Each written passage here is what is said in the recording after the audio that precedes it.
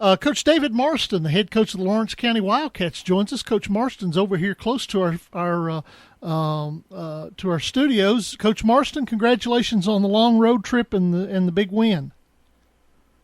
Well, Dennis, this is Stanley Wilson, not Coach Marston. Oh, okay. Well, I misunderstood. I didn't look at my notes just right. Hey, Stanley, congratulations on the big win. You guys got it done, and you really wore down Coffee County in the second half, didn't you? Yeah, we made some adjustments at halftime, went to a cover 2, and took away that deep threat away from them. They did pick up a late touchdown on a deep ball, but we did a good job holding them out of the end zone all of the third quarter and most of the fourth quarter, and was able to score on our first possession as we took the ball down and extended our lead to 28-15 early in the third quarter. So a big win. Anytime you get halfway through the season and you got a winning record, that's always encouraging. At 3-2, we've got 3 straight wins now after dropping the first 2, and we even up our district record at 1-1 after losing the first game of the year to Columbia. So we're kind of back in the mix of things, and that makes us feel a lot better. Yeah, and that's the big thing. You get the district win. Who were your stars tonight? Well, Clint Brewer had a big game tonight, but and he's the kid that was injured. If anybody was at the game, and they're taking him to the hospital to check him over. He was having some breathing difficulties, so we wish the best for Clint Brewer. He had over 100 yards. We didn't have any. We weren't able to produce any stats tonight because of our printer issues. But Hunter Smith had a real big game. He had 2 big receptions and a 95-yard kickoff return. So Hunter Smith was contributed 3 touchdowns out of the 6.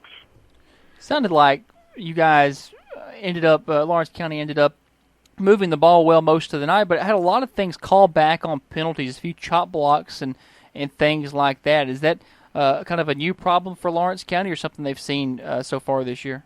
Well, we're trying to figure out if it was just because of a different refereeing group, because that's not been a problem thus far. Only in this 5th game of the season has it been anything called like that. So there was some sort of miscommunication on our team's part of what constitutes a chop block. So I'm sure that they will look at that on film and try to correct it if needed be, but that has not been a problem so far this season, just in this one game.